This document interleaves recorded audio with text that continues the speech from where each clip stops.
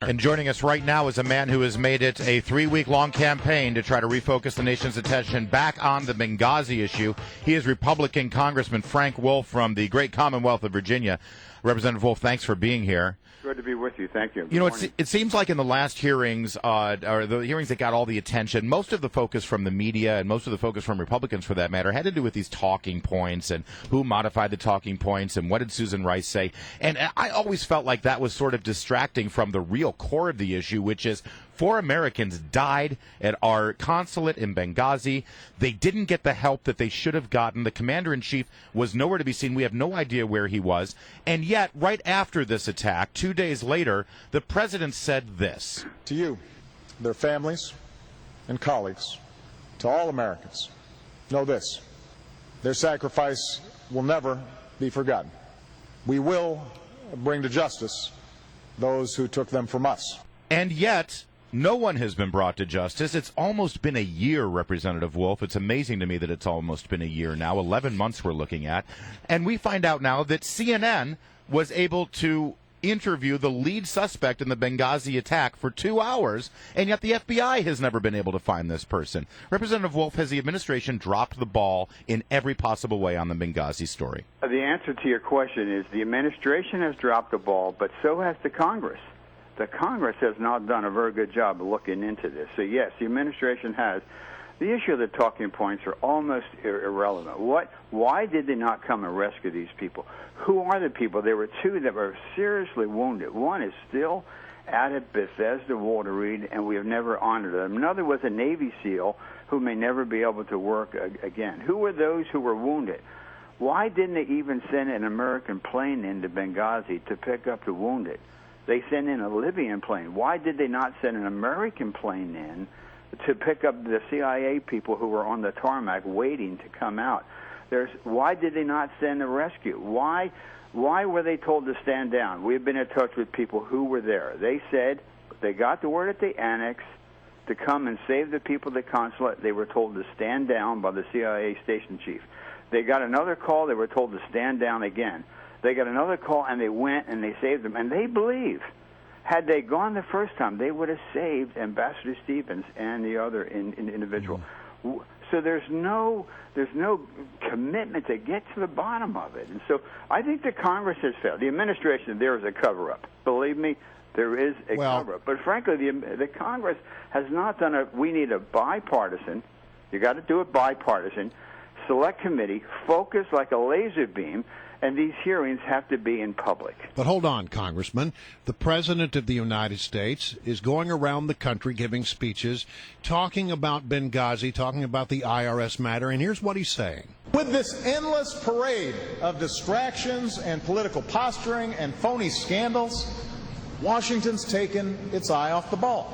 Yes, the President of the United States refers to what happened in Benghazi as phony scandals. And then his spokesman goes to the podium and he echoes that sentiment. Pretend scandals. So is this a pretend or phony scandal in your mind? Well, Brian, I've met with the families of those who've been killed.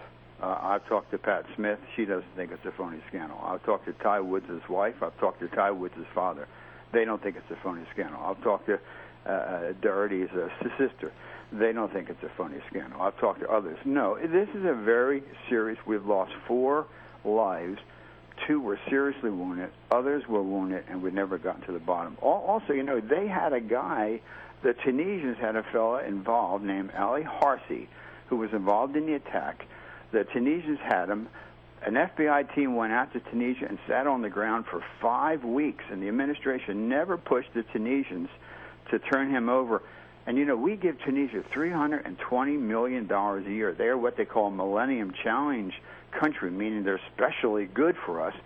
And finally, they had to send another team back. The FBI team was on the ground for 3 hours, and they released the guy, and now the guy has gone back, we think, to do very, very bad things. So it's not a phony scandal, but we got to get to the bottom of it, and you got to do it publicly now. All these private hearings were... Well, that's what I was going to ask you about. There's some private hearings. What are we learning about in those private meetings, do you think? Well, I think it's important for the American people to know, and you need a unified effort. They can tell one committee one thing, another committee another thing, another committee another thing.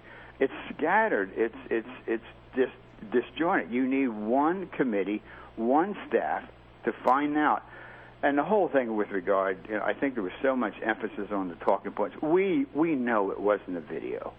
And in fact, if you listen to what General Ham testified in private, and the American people couldn't find out what he said, and then he flies out to Aspen, Colorado, and speaks before a group in Aspen where the ticket prices starts at $1,200, and then he tells more there than he tells what took place when he's up on Capitol Hill. Oh.